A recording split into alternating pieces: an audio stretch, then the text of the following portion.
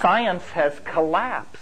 Its core has given way to contradiction. The cheerful exploration of matter that begins with the Greeks is destroyed by Werner Heisenberg and all his evil grandchildren, who now show that, number one, it's incomprehensible. Number two, it's self-contradictory. Number three, you can't conceptualize it except in some enormously complicated mathematical phase space anyway. So this concern for the materiality of the saucers is a completely anachronistic issue. Carried far enough, the analysis of this stage will show you that it has no, quote, reality to it. Now, this plays nicely right into my hands. Let's go back now to those drug-induced hallucinations. I think every UFO investigator in the country, they have these forms when they come rushing out to your house when you report an 11-mile-long green cigar overhead. And the first question is, are you intoxicated? Do you have a history of taking drugs? What is your relationship to altered states? This is complete fascism. Most encounters with extraterrestrials take place in altered states. That's what altered states are. Reality is, the tip of an iceberg of irrationality that we've managed to drag ourselves up onto for a few panting moments before we slip back into the sea of the unreal. What this means then, just to cut to the chase, is that psychedelic drugs are as important to the study of UFOs as the telescope was to the redefining of astronomy.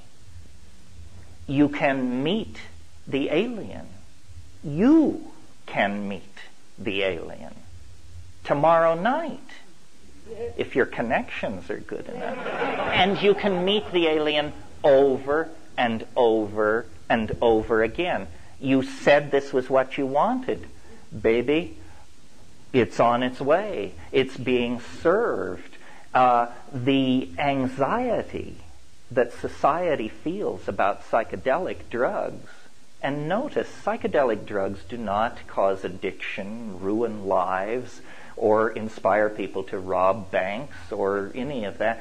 Psychedelic drugs, nothing has ever been adduced against them except that they give you funny ideas.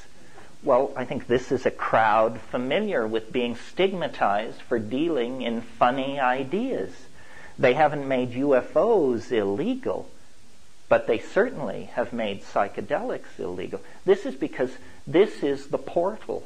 The secret is out. It isn't going to be a top-down revelation. It isn't going to come on McNeil Lehrer or the cover of Time. There will not be an announcement from the White House press office. Anybody who has that vision of how it works has completely given away their own power. You are not to be a consumer of the UFO. It is not for your amusement. It is for your transformation. And you can play the game of waiting with the uninitiated, or you can simply go look at the end of the movie.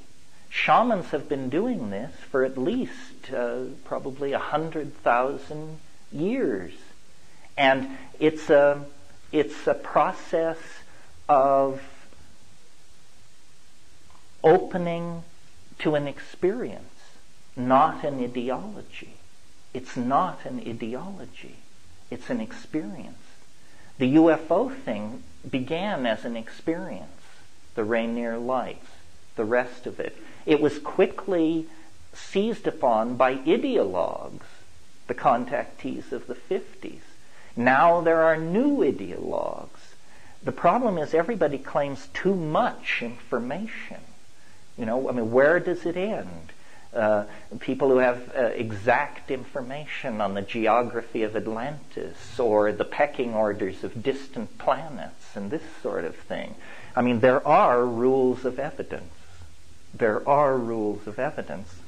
And what can't pass through that filter has to be discarded. I think that the real other need not be guarded by the frail efforts of occult apologists. The real other can be hammered on with a ball-peen hammer, and it will do just fine, thank you. So I want to suggest, and I'm very delighted to have the opportunity, the UFO community has a great database of experience with weirdness. Now you need to just take it one vibratory level over and cut your teeth on what we've been putting up with for years, which is these alien entities that are so easily contacted and dealt with through the intercession of the psilocybin and DMT family of compounds. I want to describe my DMT experience just to let you know how alien it is, and then we can discuss this a little. I described the psilocybin experience, or I mentioned that it is a voice. DMT, which is a near relative of psilocybin, I mentioned 4-phosphoryloxy-NN-DMT. Now I want to talk about NN-DMT. This is a compound, the commonest hallucinogen in nature. Note that, because if an alien were spreading hallucinogens around, this would be the one to look at. It's the commonest one. You smoke it. It only lasts 3 to 7 minutes. Not long, folks. Anybody can invest 3 to 7 minutes, I would think, in an experiment which might alter your complete ontology. What happens when you smoke DMT? Well, here's what happens to me. There is a mandalic pattern which forms, which is identifiable as what pharmacologists call preliminary hypnagogia. It just simply means that the brain-mind system is saying, yes, exotic indoles are arriving at the synaptic receptors in unexpected numbers. Yes, we are monitoring this situation. Yes, yes, yes. Okay. That goes on for about 30 seconds, and then you are propelled through it into a place. A place, not a state of mind, a place. And this place has its low. It's no higher than this ceiling. And it's actually about the size of this room, but rounded, soffitted lighting, indirect lighting.